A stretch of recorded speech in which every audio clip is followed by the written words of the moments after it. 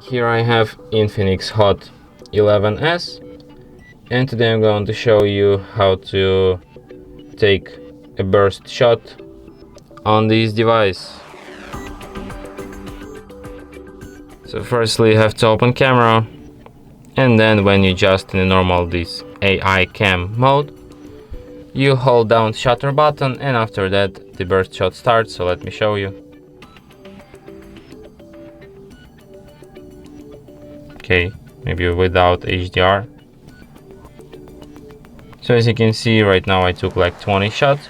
You have to like disable HDR for this feature, and here you can review all these burst shots and select the one that fits you best.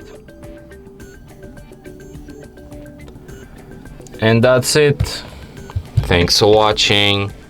If you find this tutorial useful, don't forget to hit that like button and subscribe to our channel.